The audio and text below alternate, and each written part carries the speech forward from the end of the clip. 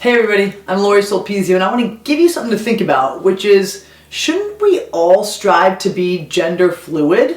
Okay, stay with me on this. This might be kind of a different idea that you haven't thought about before, but I want you to consider this, right? What is gender? Gender is our expression of who we are. It shows up often based on social norms and expectations of being male and female and man and a woman. And it's based on our concept of masculinity and femininity. So, okay, let's think about that for a little bit. Masculine behaviors. You think of masculine, immediately things come into mind. Being more rugged, being more dominant, being competitive, being aggressive, being logical. These are all the healthy parts of masculinity. Think about feminine, what comes to mind? Being nurturing, caring, emotional, creative, collaborative, loving. Again, healthy parts of the feminine. Now, both masculine and feminine have toxic parts. These would be the negative sides of the masculine and the feminine. You've probably heard of toxic masculinity quite a bit these days. So this is overly aggressive, dominant, uncontrolled physical toughness, feeling of superiority and extreme arrogance, idea that men shouldn't have emotion and they shouldn't exhibit warmth or tenderness. These are all the toxic sides, right? The feminine has its toxic side too. Toxic femininity could look like compliance, submission, helplessness, extreme unregulated emotion, enabling. But we see this continuum between the healthy behavior, say, of nurturing and being loving, to being enabling. Don't we all, whether you're male or female or man or woman, want to be able to be logical and decisive, but also collaborative and nurturing? This feels like a no-brainer, right? If we take the healthy parts of masculine, the healthy parts of feminine, and you put it up in two charts right here, who wouldn't want these behaviors? Why wouldn't we want to lean into having access to all of this right here, as well as all of this right there? The problem is, we put stereotypes on men and women, and masculine and feminine, and there's pretty stark consequences if you violate those. So if a man is loving and nurturing and caring, then all of a sudden he's weak, not tough. And if a woman shows up as logical and assertive and exhibiting good control over her situation, she is too aggressive, labeled bossy, is a bit too much. Not only do we have double standards that both males and females have to ascribe to, these restrictions don't serve us in any way, and they certainly don't serve us in the roles in our lives. So, for example, take parenting.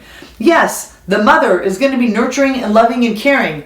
So should the father, right? I don't care if you're male or female, mother or father. Be loving and nurturing for your kid. The father may be the one to be decisive and controlling and lay down the law.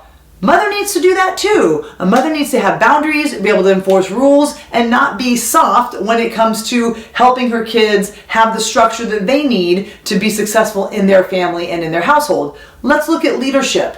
We need people in organizations that can be both collaborative and compassionate, but also independent and hardworking. So why is independent a man thing? And why is collaborative a woman thing? If we start to unpack this, we see how silly these delineations actually are, and we can start to say, wait a minute, I want to be a leader or a parent or a coach or an employee or a colleague that can access the healthy masculine and the healthy feminine when I need it most. I want to build my skill to discern, when do I need creativity? When do I need logic? When do I need rationality? When do I need to bring in the emotion?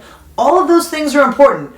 All of us should have access to that, and all of us should spend time developing those capacities. So, don't we all want to be gender fluid?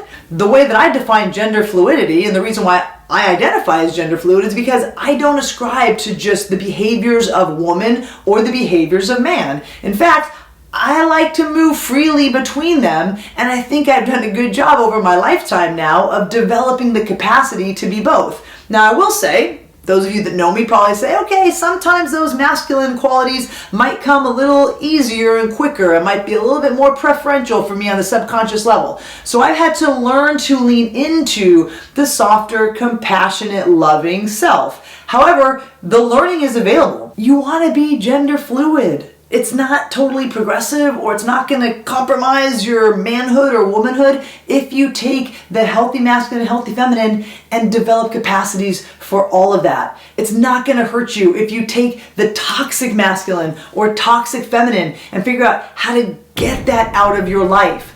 We need people who have the range of the energies of masculine and feminine and bring ourselves to our families, our relationships, and our organizations that way. That's what the world needs. So, I mean, come on, right? Why wouldn't we all want to be gender fluid? We'd love to hear your thoughts on this, so put some ideas in the comments, push back, tell me why this wouldn't be the ideal way for us all to be. Why can't we get rid of the stereotypes and rigid rules? It doesn't mean that as a woman you can't get beautiful and put on your makeup and wear your heels and go out in a gown. As a woman, I'm not going to do that, but you certainly get to. And as a man, you can grow your beard and go out with the guys and watch sports and drink beer, for sure. But you also then can be compassionate, loving. Women can also be strong, assertive, and decisive. I imagine a world where we can break some of these gender barriers and live more free and true with who we are. Embracing the healthy masculine as a woman doesn't mean you are less of a woman. Embracing the healthy feminine as a man doesn't make you any less of a man. Let's get these ridiculous definitions and stereotypes out of our lives and show up fully as the humans that we can. Thank you so much. I know this is tough stuff. It pushes on what's familiar and our mental models. It pushes on what we have come to know and were taught by our families, our religions, society. So it is a lot of unlearning, but we can do it and we're going to be better for it. I'll see you next time.